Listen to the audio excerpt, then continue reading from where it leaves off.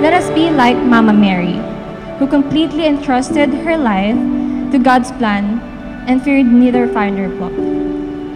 Let us not grow tired of doing good, for when we try to do everything well and live a meaningful life that surpasses all challenges, we are giving glory to God. Lahat po, kaya natin.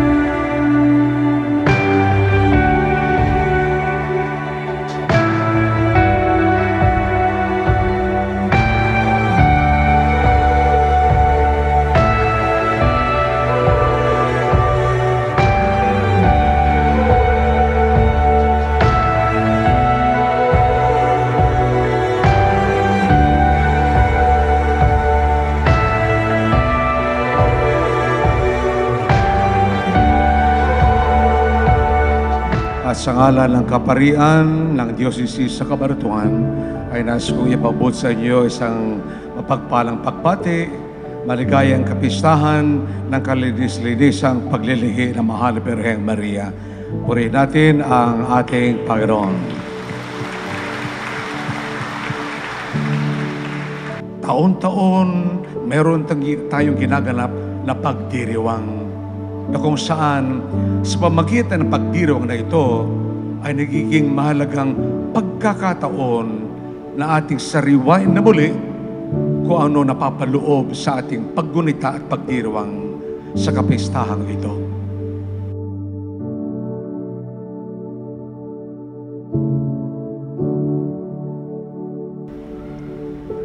Ngayong araw ay isang espesyal na araw sa ating mga mananampalatayang Kristiyano.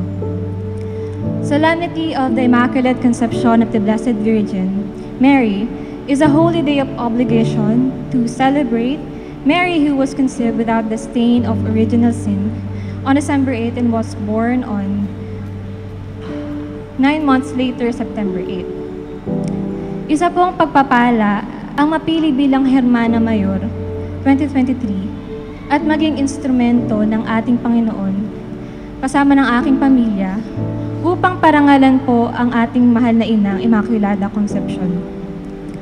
Noong bata pa lamang po kami ay inilalapit na kami ni Mama sa ating simbahan. Elementary pa lang po ay nakikiisa na kami sa mga activities para maglingkod sa simbahan po. Regina Coeli Leitare. Taon-taon po, kumaawit kami ng mga kapatid ko kasama yung iba pang mga bata every Easter Sunday. Noong mga panahon na yon, bukod po sa pagganap bilang angel, tumatak sa puso at isipan ko kung gaano ka-espesyal ang ating mahal na ina, Birheng Maria, sa buhay ng ating Panginoong Hesukristo. Realidad ating hinaharap. Kung ano alaman ng isip at puso, yan ang siya magtutulak sa iyo kung ano yung magagawa mo sa araw na pinagkakalob ng Diyos. Pero itong araw na ito, para sa simbahan, kayo na naririto, mga mananampalataya, mga binyagan, mga nakumpilan, tinanggap na natin ang biyaya ng pananampalataya na noong pa mang una sa ating pagtanggap na sakramento, nakaukit na sa ating isip at puso at lalo na sa ating kaluluwa na tayo hinirang ng Diyos.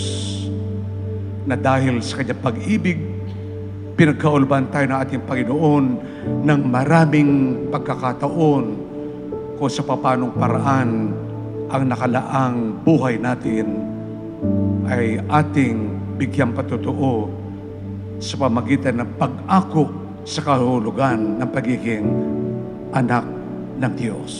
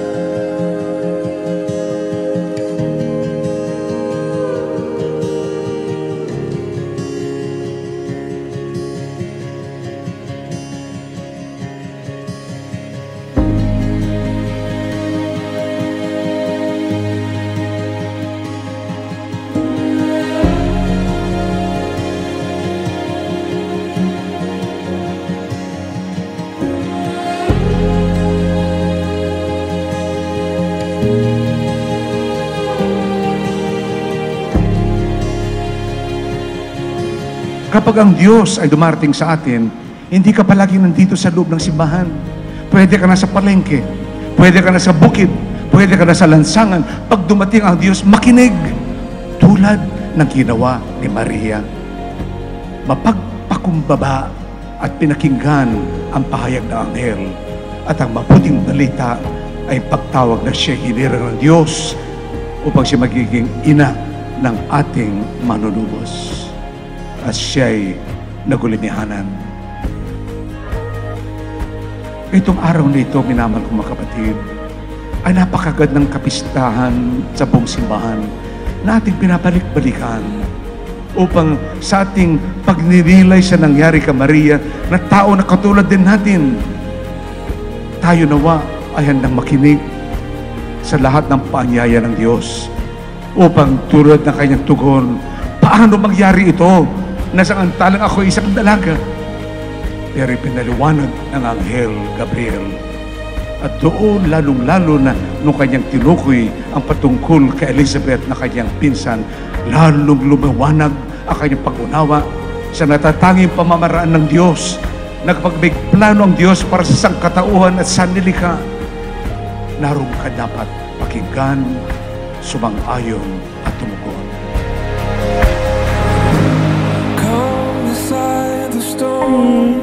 Taon-taon po, kumaawit kami ng mga kapatid ko, kasama yung iba pang mga bata every Easter Sunday. Noong mga panahon na yon, bukod po sa pagganap bilang angel, tumatak sa puso at isipan ko kung gaano ka-espesyal ang ating mahal na ina, Birheng Maria sa buhay ng ating Panginoong Hesukristo.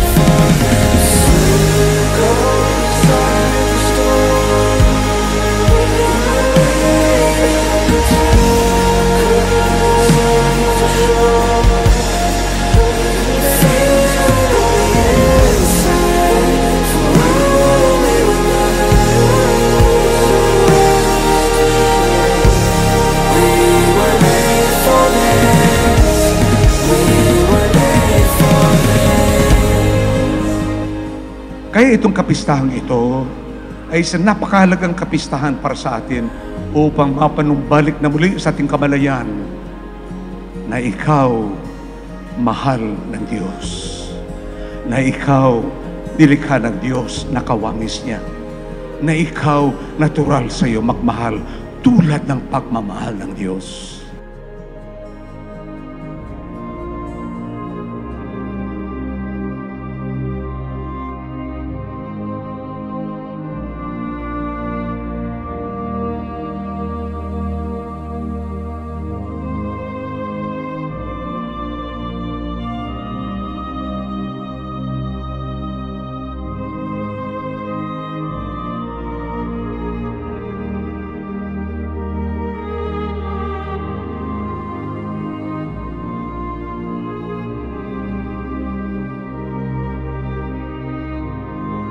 Ano man ang mapagyari ito, minamahal kong mga kapatid, balikan natin. Balikan natin dahil ang presensya ng Diyos, ano mang uri ng unos ng buhay o ano mang tagumpay ang iyong pinagdiriwang, palagi nasa likod naman ito. Presensya ng Diyos na walang ibang ipinapaabot sa atin, ipinapabulat sa atin. Yung tagumpay mo ay biyaya na mula sa Diyos. Yung iyong kasawian ay isang pagpapaalala sa iyo na hindi ka pinababayaan ng Diyos. Nariyan siya.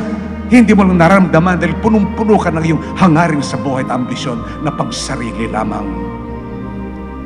Pero kung matutunan natin halimbawa ng ating mahal na ina na sa kanyang pagtugon ay isang tugon na pagsusumikap na nawa ang kanyang buong buhay ay magiging pagsasalamin, pagpapahayag, pagsasakatuparan sa kahulugan na tayo rin hinirang ng Diyos na magiging instrumento niya sa pagpapalaganap ng mabuting balita ng kaligtasan.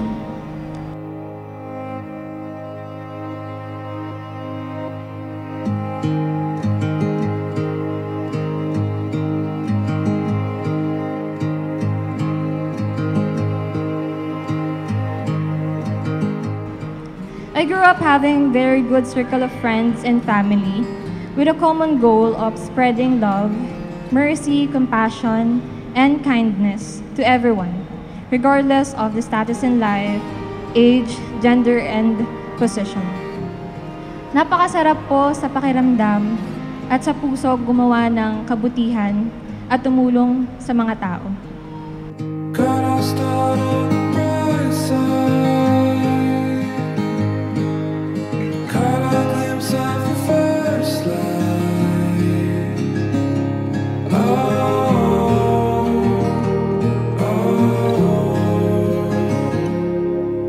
Felt the air under our sail. Against the wind, tried for something else.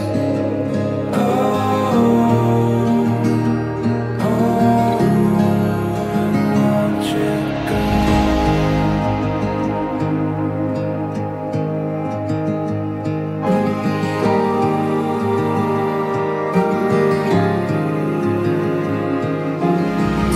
Time all the right words. The time I knew it was our turn.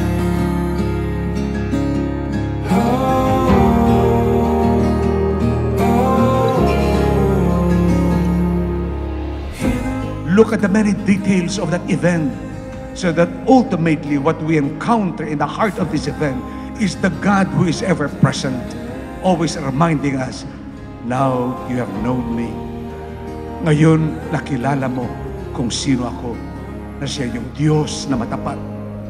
Diyos na kailanman ay hindi tayo pinababayaan.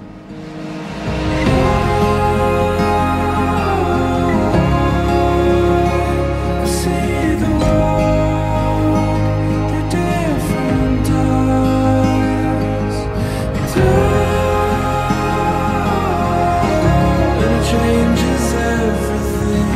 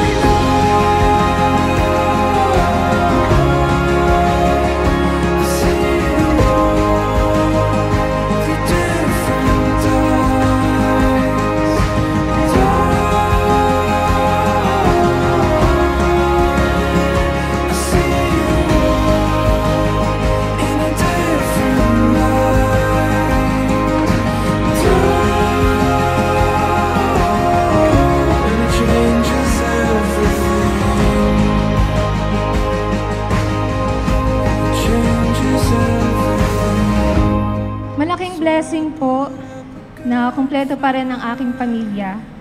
Masaya, malusog at nabubuhay sa pagpapala ng kalooban ng Diyos. Nais ko pong ipagpasalamat natin ang mga mumunting pagpapala ng Diyos. Pwede niyo po bang sabihin sa katabi mo, maganda ka pa sa hapon. Salamat at narito ka. Palakpakan po natin ng Diyos.